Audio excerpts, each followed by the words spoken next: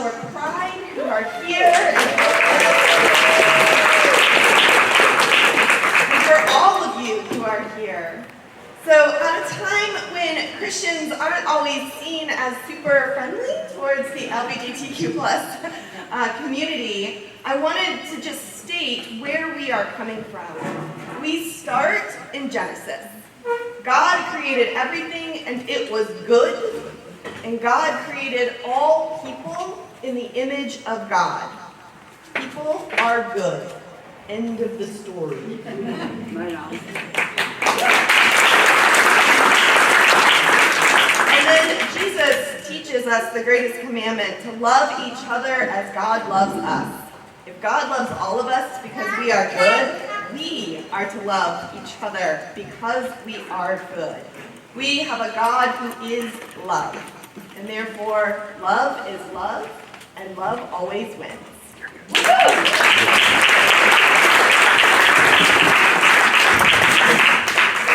have some wonderful speakers here today to share some stories and some information with us.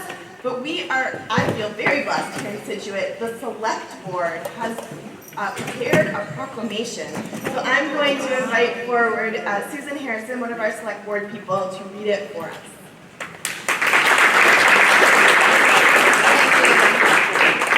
Thank you, and thank you for having me. You have to hold it. Oh, I have to hold it. All right. So we have a proclamation for you, and I'm going to read it. Signed by our town clerk as well as the select board. Whereas June is recognized across the United States and around the world as LGBTQIA+ Pride Month, a time to honor the resilience, history, equality, and justice of lesbian, gay, bisexual, transgender, queer, questioning, intersex, and asexual people. And whereas Pride is a time to reflect on the legacy of Stonewall Uprising of 1969 and the generation of LGBTQIA+ individuals who have bravely fought to live openly, authentically, and safely in the face of discrimination and adversity. And whereas we recognize that while progress has been made, the struggle for equality continues, and we affirm our commitment to ensuring that all people, regardless of sexual orientation, gender identity, gender expression, are treated with dignity and respect. And whereas our community stands in solidarity with our LGBTQI+ residents, employees, students, and neighbors, and celebrates the beauty of diversity and the strength it brings to all of us. Now therefore, we, the duly elected members of the Select Board, do hereby proclaim June as Pride Month in Scituate, and encourage all of our citizens to reflect on the ongoing work for equality, to celebrate the vibrant contributions of the LGBTQIA+ community, and to support policies, practices that ensure safe and inclusive environment for us all.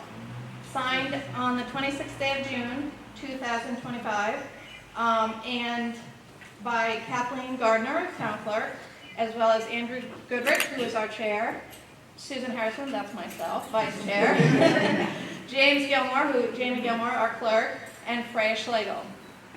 So thank you for having me, and I appreciate the opportunity to speak.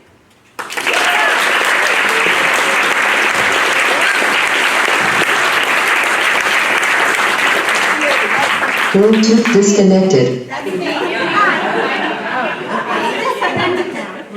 Track down Ego for his picture. Oh, good.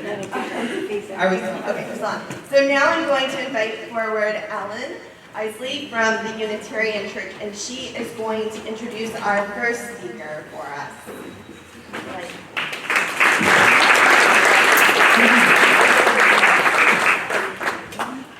Hi, everybody. I'm from First Parish Unitarian Universalist Church down the street.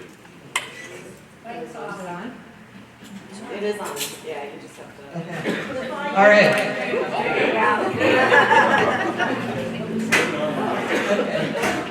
Before we get to the speaker, I do just want to mention we are having a raffle back there. We've got 2 baskets we're raffling off. and we're going to draw the name of the winners a little after 11 o'clock this morning. So you'll know before the end of the event if you're a winner. So I encourage you to get your raffle ticket soon. Who does the raffle benefit? That was my next sentence. Yeah. So the proceeds are going to Summer of SASS, and which you are going to hear all about in just a moment. That brings us to our speaker. So it's my honor to introduce the founder of the Summer of SASS program, which is a program that offers an opportunity for LGBTQ plus youth ages 18 to 20 the opportunity to come to Provincetown for a summer, and they're offered a job and a place to live for the summer in an accepting environment, a safe environment. It's a phenomenal program and well worth supporting. So, the founder of the program is named Kristen Becker. So please welcome. Thank you so much. Hi everybody, I'm Kristen. Thank you for having me. I want to just give you a little, echoey, okay. I'm going to give you a little background on Summer of SASS, how it started, how we got here. In 2016, it actually started with an evangelical pastor, believe it or not. So I love that I'm in a church today. I was on tour in the Deep South with a Christian pastor because I had started a program or a tour called Boost in the Bible Belt. And the idea was we would go through the Deep South, we would get moderate Christians into the room with LGBTQ plus people and create a safe space, because I really saw religion becoming bastardized in a lot of areas of the Deep South, right? And so we wanted to motivate moderates. And I had to bring a pastor with me because I don't really speak Bible, and you can't win a debate in a language you don't speak. So I partnered up with a Christian pastor who is actually, his name is Jay Baker. He is the son of Jim and Tammy Faye Baker. So some of the older folks here will know, yeah. So Jay has carried on his mother's work by being a pro-queer pastor within the church. Does he wear false eyelashes? He does not wear false eyelashes. He does not wear false yet. I don't know, we'll see. So far, not yet. And it was during this tour that I was in Shreveport, Louisiana, where I grew up, and there was a young adult who was graduating high school early because he was being bullied so much in high school. His mother was very concerned for his health and safety, and so she had him graduate high school in December because the bullying had gotten so bad. And then I came back to P-Town after the tour, and after the 2016 election, we all know there was a big shortage of workers. And the government said, we're not going to have visa workers. And I knew from my experience of touring the Deep South and rural areas in this country that there were young LGBTQ plus young adults who could come and fill those jobs in P-Town. And I knew the benefit of having the benefits of having an affirming community could do on the self-esteem and self-worth of a young adult to go from a place where they're living in maybe Tyler, Texas, and they can't get a job because how they present, and life is really hard, and take them and put them into Provincetown and let them experience life when they can just breathe for a second. That's really what we're offering, is an opportunity to let your shoulders down in Provincetown for our young LGBTQ plus people. I think, living in Massachusetts, I've lived in P-Town for 10 years, and sometimes we forget how rough it really still is out there in the rest of the country, and how difficult it is to just go through your day-to-day life. And so what I did was I started a GoFundMe, and we raised $2,000. And I flew up 3 young adults, and that was the first year of Summer of SASS. We found local community members who were willing to rent out one of their rooms to one of our young adults, and we started there. Year 2, I got a $25,000 grant, and we rented 2 seasonal apartments, and we had 6 young adults, and that felt huge. And then the pandemic, and finding housing became impossible, and it didn't matter how much money I raised. There just weren't the apartments because suddenly Connor from New York could work remotely with his laptop in P-Town, and so the worker housing disappeared. I'm sure something very similar happened here in Scituate. So now we're at about year 5 with the program. We struggled through 21 and 22, and at the 5th year anniversary, my partner, my girlfriend of long term, says to me, "You can't keep doing this program. You're driving yourself crazy. You've done it for 5 years. Housing is impossible. Let's just wrap it up."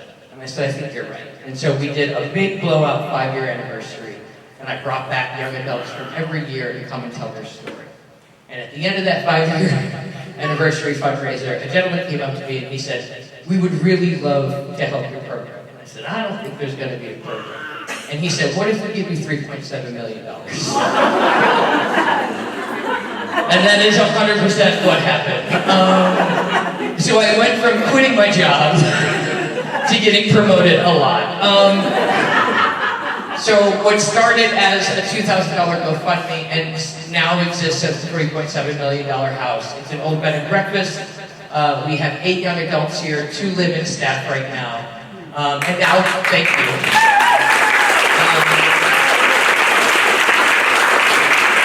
And what is really important, I have been a stand-up comedian for 23 years, so being a not-for-profit manager is not my wheelhouse. But speaking truth to power and holding a comfortable space really is. And so at the 5-year anniversary, I gave a speech that not a lot of people liked. I called out the wealth, I called out the greed in town, I called out why are we calling ourselves a community if it's just for parties? Like, who are we in Provincetown as a very privileged community? And it made a lot of people mad. And they told me about it at the bar for the next 3 months. But it made one person really happy, and that's all we really needed. The point is, if you stick to yourself, and what we teach at Summer of SASS is authenticity. Who you are is enough, and you have the right to be who you are. And so so for me, when I do this work, it is about being exactly who I am. We got funded because we stayed true to who we were.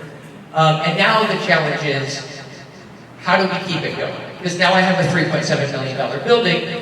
Those are not cheap, it turns out. So, heating and electricity and all of those things, we had to quadruple programming and fundraising simultaneously. And we did not quadruple staff, just me. And some live-in summer help. So that's what we do. And if it's something that you want to learn more about, please go to summerofsass.org or .com. Either one will go there. Check out our socials. We're about to launch a pretty robust social media campaign this year. Our capital campaign this year is called Sustainability. I know, it's great. And it's kind of a 4-fold program. We've got a $30,000 matching grant from the Turn Foundation to put solar on our roof. The idea is, how can we now steward this mansion from 1880 to a sustainable future? And with that is a social media component of our young adults, hoping to use our program to tell other young adults across the country how they can stay sustainable, right? Mental health care and just being self-sustaining. So thank you all so much for thinking of us last year and this year. If you're ever in town, go by 210 Bradford. You can see the beautiful house. There'll be a sign outside soon. And thank you all so much for putting this together. I really appreciate it.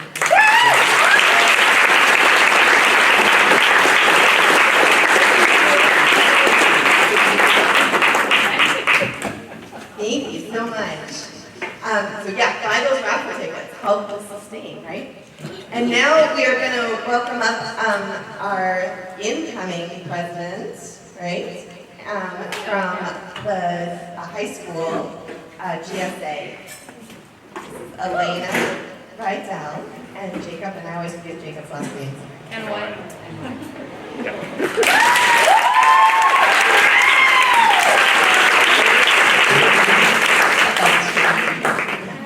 Okay, my name is Elena Rydell. My pronouns are they/she, and I am one of the upcoming, but technically already, co-presidents of the high school GSA. I'm Jacob Kenaway. My pronouns are they, them, and I am the upcoming vice president of the High School GSA. Just a little bit about me personally. I believe I came out to my parents when I was in about 4th grade. And 5th grade I came out to everyone else. And then COVID happened. And unfortunately, there were quite a few people who weren't really happy with who I was, because I was very open in it. I did the thing that a couple of people do when they come out, where I was like, I'm gonna go bold, and so I cut all my hair off, and I dyed it neon orange, I put a lightning bolt on the side here, and nobody was a fan. But once I got to middle school, I started making new friends who were a lot more supportive than other people I met before. My parents are both very supportive. My mom has been a long-standing participant in queer advocacy, and now since all 4 of her children are queer, she's got to be a little bit more active in that. But I found quite a lot of people, and then coming up to the high school, it was even better, because I could see people who were openly queer, openly trans, and they were getting so much support from teachers and staff and their other students. And it was just really meaningful to me, because I think one of the most important things when a child comes up to you and they go, Mom, Dad, whatever their parent, they go, I'm queer, or I like this, or my pronouns are this, is giving them support and also finding a community. Like, if I hadn't found the people I'm around now, I don't think I would have been able to be the person that I am right now, which is I'm very openly queer. I wear these gay Converse pretty much all the time, which is why they're pretty much defeated. But this kind of idea of like inclusivity comes in when we're talking about the high school GSA, which is it's a place where kids can come. It's Fridays after school in a different room than we've normally had it, because unfortunately our mixed riser is leaving the school district, but that's okay.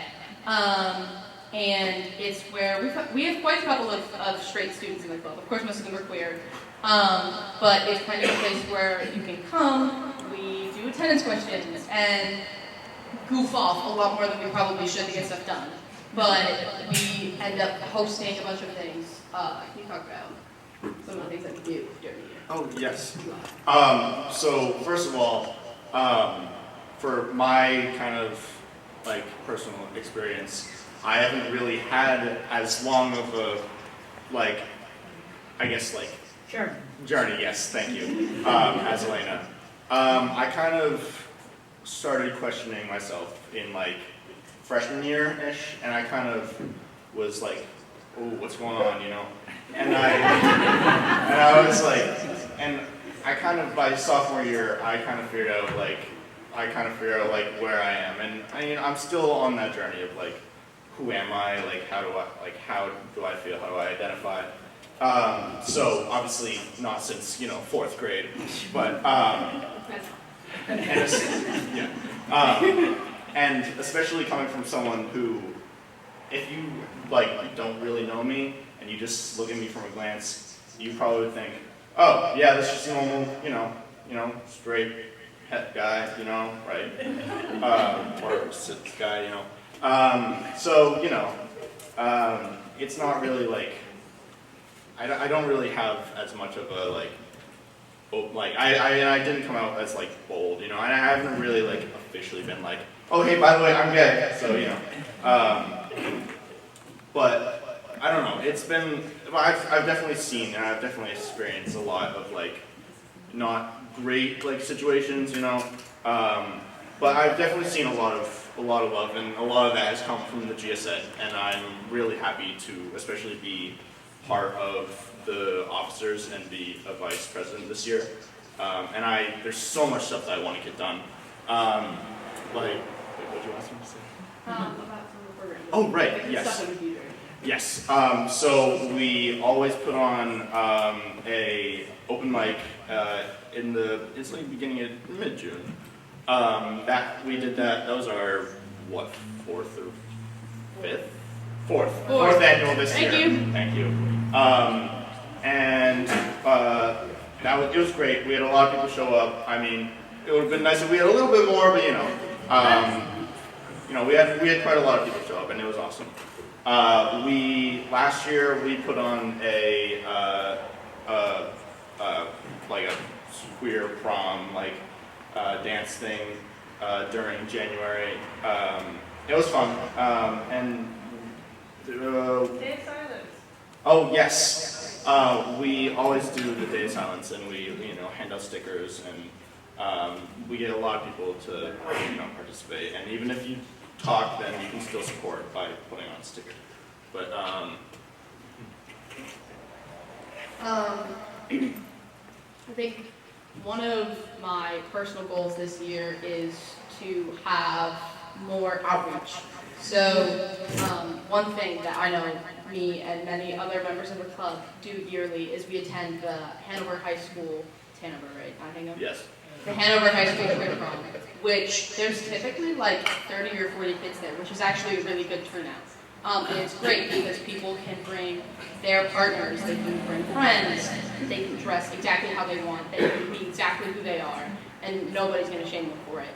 And so I want to be able to reach out to communities that are thriving like that and be like, hey, we're doing this day of silence. I think we can totally do it together. Advocating for its teachers, being like, here's why it's important, here's why we do it. And then also being like, hey, we're hosting this open mic. Anyone can come. We've got free pizza. This year we received a grant from the NBFA, the Max Baccarino Fund for the Arts. It was $500, so we were finally able to pay CP's Pizza full price. They've been letting us pay half price for 3 years so that we could get free pizza at this event, which is absolutely wonderful. And I think just as long as community keeps showing up, people keep supporting the GSA, businesses like CP's are so wonderful, and more people join the club, more people go to these events, then it's one of the best places to cultivate a young person's sense of belonging. And so that's what our club does. And so I hope in the future you can see some of our events and go, I know those people, or you can send your kids, be like, hey, here's this new space you can try out. Because it really would mean a lot to our club, and I think it'll be a very great place for all your kids to be one day.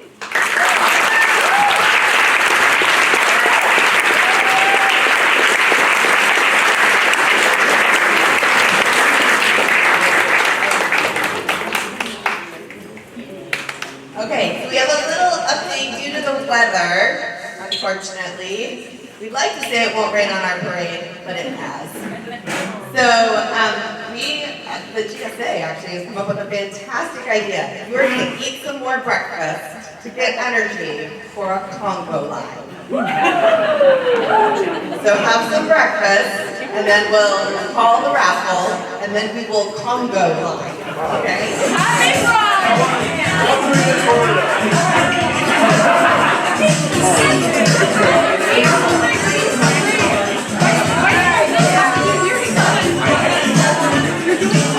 Thank you.